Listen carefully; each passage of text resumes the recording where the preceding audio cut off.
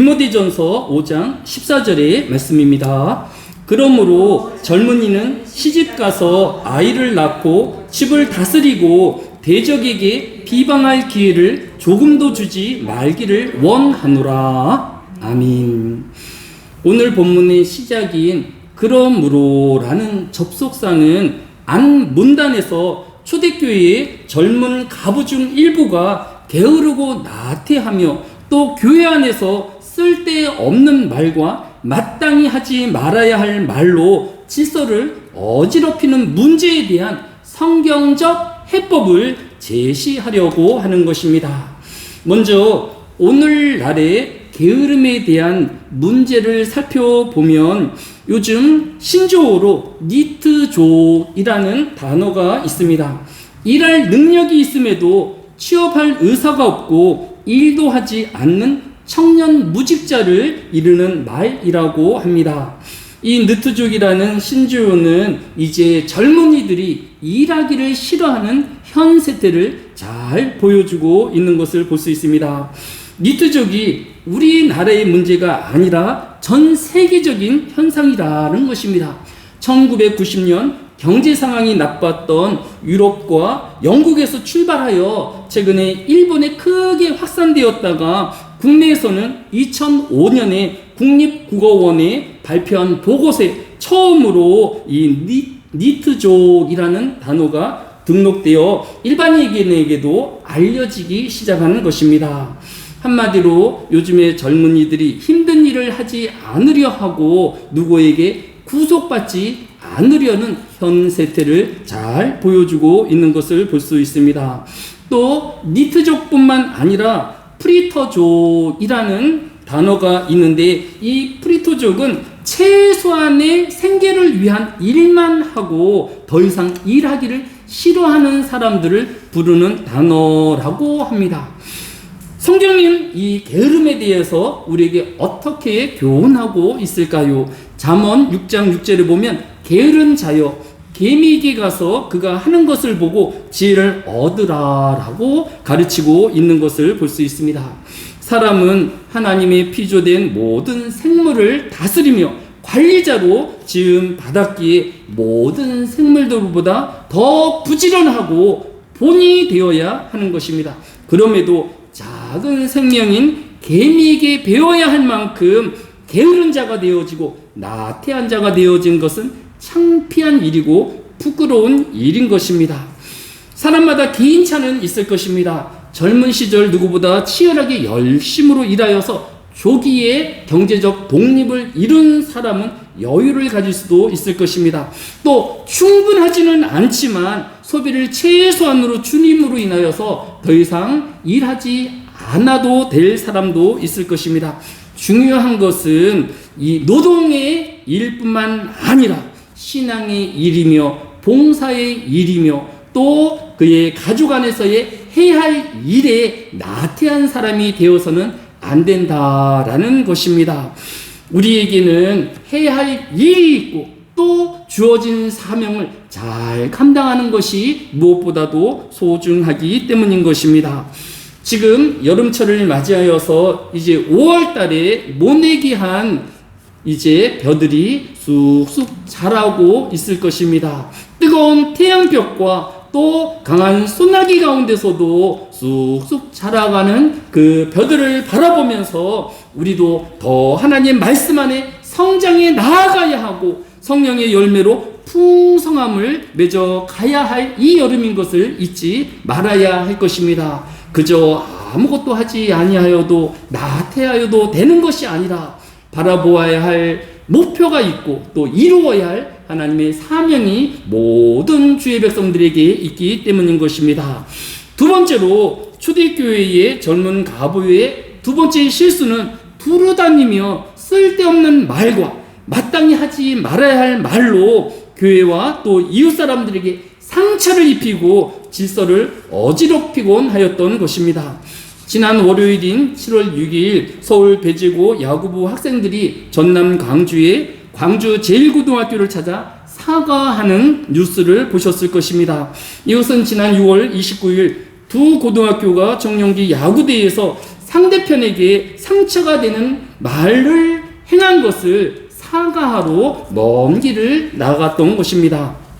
용기를 내어 광주 제1고등학교 학생들에게 위로하고 먼저 손을 내민 이 배지고 학생들의 성숙함을 칭찬해야 할 것입니다.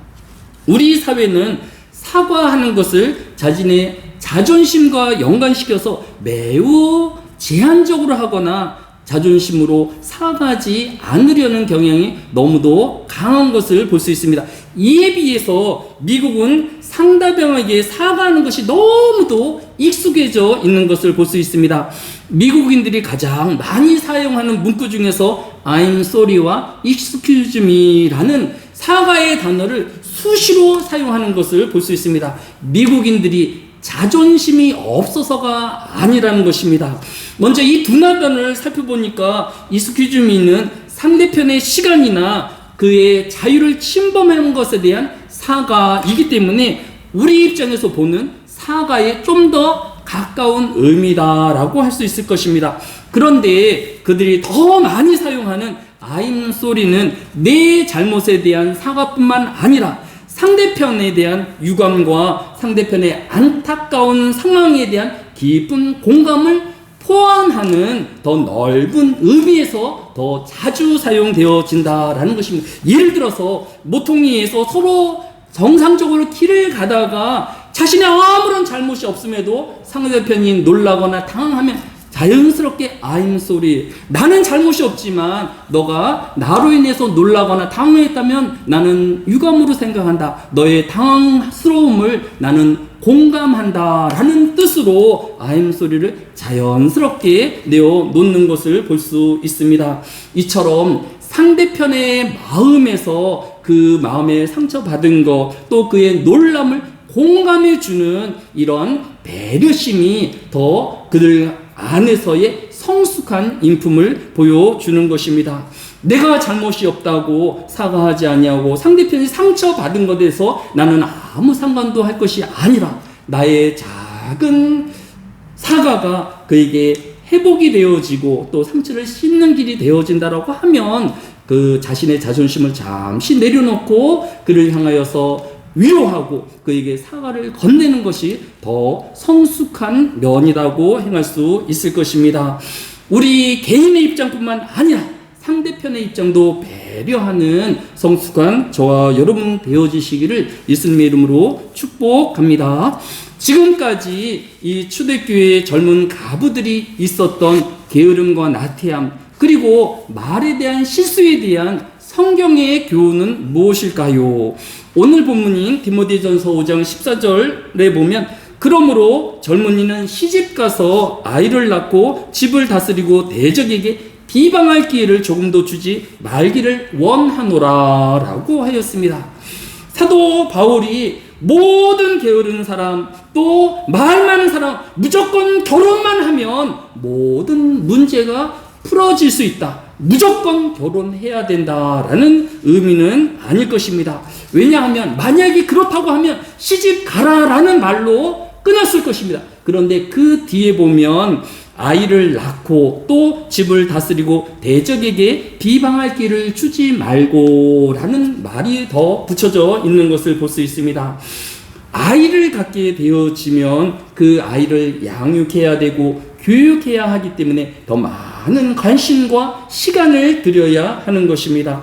또 살림을 해야 하기 때문에 그는 아침 일찍 일어나서 또 식사를 준비하고 청소를 하며 그의 삶이 규칙적인 삶으로 돌아가게 되어지는 것을 볼 수 있습니다.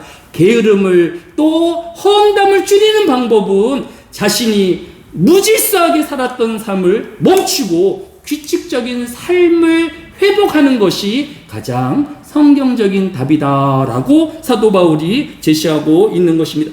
저는 이번 주 기독교 신문에서 24시간 나의 예수와라는 책의 소개를 읽을 수 있었습니다. 저자인 존 마크 코머라는 사람은 자신의 정체성을 형성하는 것은 한순간의 결심에도 있지만 그보다는 그 사람이 매일매일 행하는 것에서 그 사람의 정체성이 보다 진실되게 드러난다라고 하였습니다. 이것은 좋은 사람이 되기 위하여서 자신이 옳은 일을 하겠다라고 결심하는 것도 중요하지만 작은 좋은 일이라도 그 일을 반복해서 매일매일 조금씩 실천하면 그는 어느덧 좋은 사람이 되어질 수 있다라는 내용인 것입니다. 마찬가지로 우리는 작은 규칙적인 일을 행하는 사람이 되어야 할 것입니다. 저자인 이 꼬모가 강조하는 것은 규칙, 즉 룰인데 이 룰을 설명하기를 마치 포도나무를 지탱해주는 뿌리 부분의 버팀목과 같은 것이다 라고 하였습니다. 즉 우리 하나님을 믿는 성도들에게는 이 하나님의 말씀이 우리에게 룰이 되어서 이 하나님의 말씀이 우리를 교훈하는 대로 그 말씀을 조금씩 반복하여 매일매일 실천함으로 인하여서 우리의 믿음이 더 성장하게 되어지고 또 우리의 신앙이 점점 더 깊어질 수 있다라는 것입니다. 어느 날 갑자기 성령의 불을 받아서 우리가 성령의 그 신앙의 성숙을 이루어가는 것이 아니라 매일 5분씩 1분씩 참여하는 기도가 쌓이고 쌓여서 우리가 신앙의 깊은 성숙에 들어가며 또 하나님께 더 나아가는 삶을 살게 되어지는 것입니다. 우리가 주일을 매주일 규칙적으로 주일 예배를 드리는 것이 그러하지 아니합니까? 매주일 주일이 어떤 사람에게는 의미 없이 보이지만 매주 자신이 가장 귀한 시간을 정하여서 하나님 앞에 예배드리고 함께 모여 하나님을 찬양한 그 모든 가정들이 모여서 우리의 신앙을 지탱해주는 버팀목이 되어지고 우리를 더 깊은 신앙의 경지로 이르며 성숙의 경지로 이끌어 가게 되어지는 것입니다. 우리는 아무 룰도 없이 자유분방한 삶을 살 것이 아니라 규칙적인 기도의 시간을 정해야 할 것입니다. 말씀 있는 시간을 정해야 할 것입니다. 또 하나님을 예배하는 시간을 정하여서 매일 데일리로 하나님과의 만남의 시간을 갖는 저와 여러분이 되어서 더 이상 나태하고 게으른 사람이 아니라 주변을 돌아다니며 헌담하는 사람이 아니라 하나님의 좋은 일꾼 되어지시기를 예수님의 이름으로 축복합니다.